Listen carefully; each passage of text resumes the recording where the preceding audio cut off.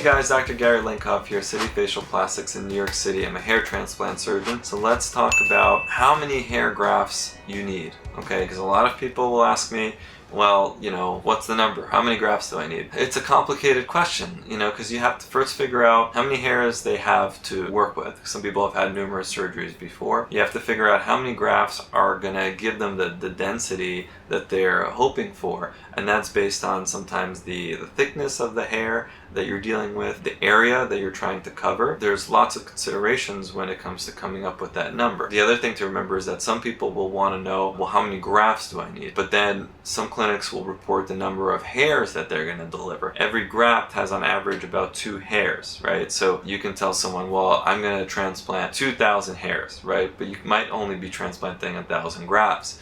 So as the patient, you have to make sure you're asking those specific questions, not just a number. It's exactly, well, what is a measurement of? So is it grafts or is it the number of hairs?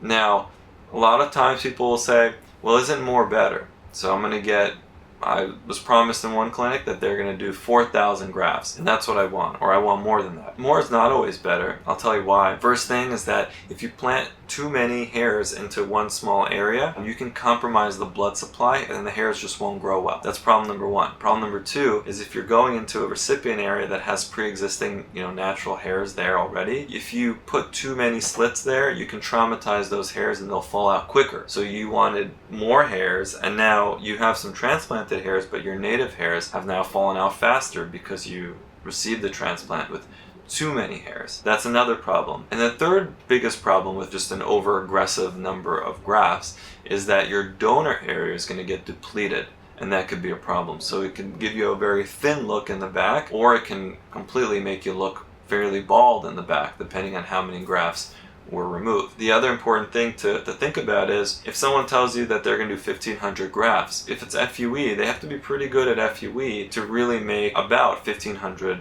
little FUE holes, right? Because let's say that they're not that great at it and they have to make 3,000 holes to get you 1,500 grafts, meaning they've only been able to extract the hair out of half of the number of holes that they've created. Now, that's going to leave you with an even worse appearance to your donor area. So again, you have to be careful about places that overpromise the number of grafts that they're going to deliver. I'm always thinking about the least number of grafts that I could use to deliver the result that the patient wants, while also thinking about the donor area and the condition of it, how it's going to look. Are we going to be able to have hairs for the future? You have to always save some for a rainy day in case you need to go back and get more. So it's a complex issue when it comes to a number of grafts. Don't always think that more is better. You also don't want to keep coming back for more and more procedures, so of course you don't want too few, but there's always that kind of happy place when it comes to picking the right number of grafts to fill a certain area, wherever that might be, whether it's the beard,